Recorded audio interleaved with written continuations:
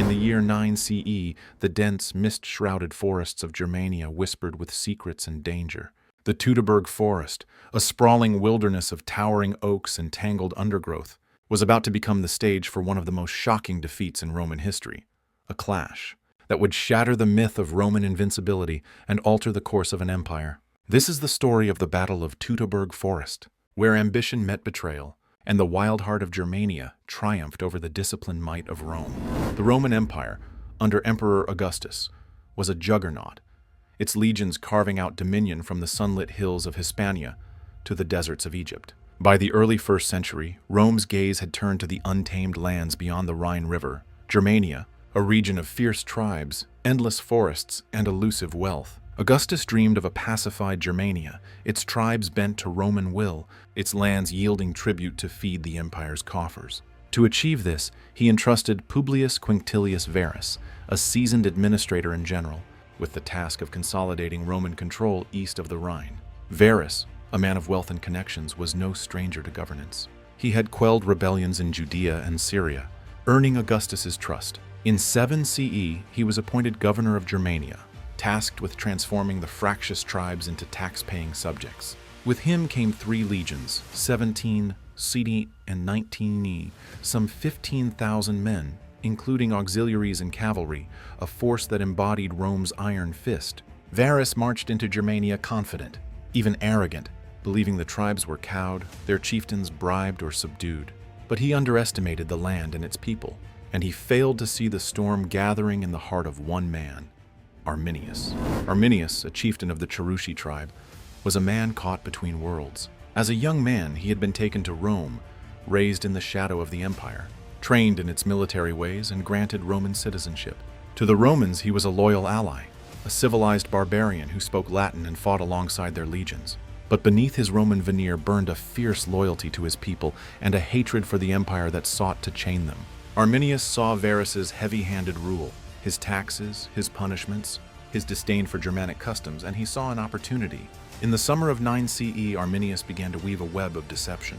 He played the loyal ally, dining with Varus, offering intelligence, and pledging his warriors to Rome's cause.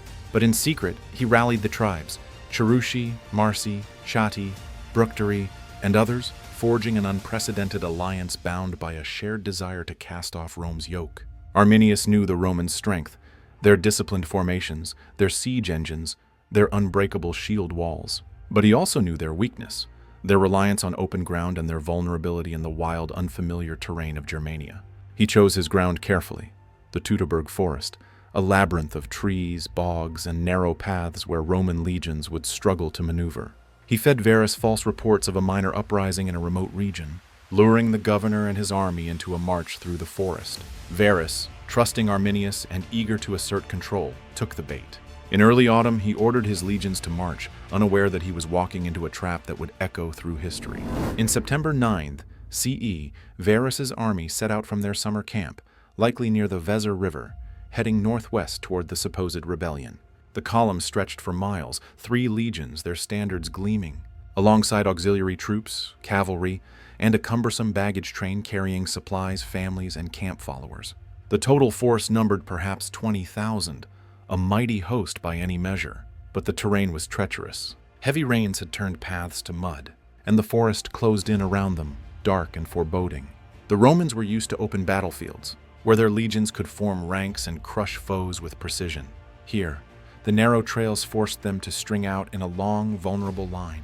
The baggage trains slowed their progress, and the rain-soaked ground bogged down wagons and men alike. Varus, confident in his auxiliaries and Arminius's assurances, pressed on, ignoring warnings from a rival chieftain, Segestes, who whispered of treachery. Segestes' daughter, Thusnelda, was Arminius's wife, and Segestes distrusted his son-in-law's ambitions. But Varus dismissed the warnings as tribal infighting, blind to the noose tightening around him.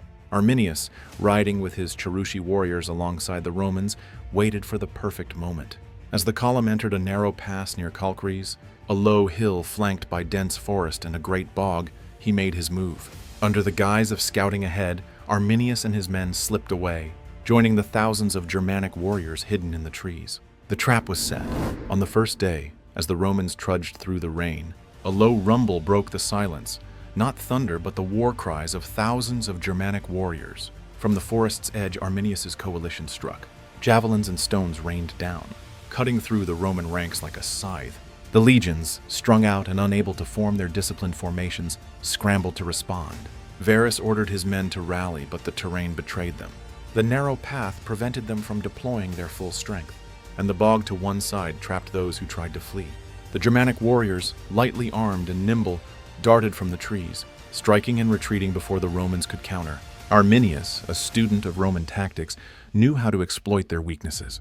His men targeted the auxiliary troops first, sowing chaos, then focused on isolating the legions. The Romans fought bravely, their shields locked in small, desperate clusters, but the forest was no place for their tactics. The rain turned the ground to a quagmire, and the baggage train became a death trap, clogging the path and blocking retreat. For 3 days the nightmare continued. The Germans harried the Romans relentlessly, striking at dawn and dusk, whittling down their numbers. Varus, wounded and despairing, saw his army disintegrating. Some soldiers tried to break out, only to be cut down or lost in the bogs. Others surrendered, only to face sacrifice to Germanic gods or enslavement. By the 3rd day, the Romans were a shadow of their former strength.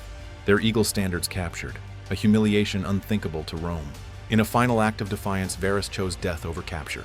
He fell on his sword, as did many of his officers, their blood soaking the forest floor. The survivors scattered, some reaching the Rhine to tell the tale, but the 3 legions were annihilated.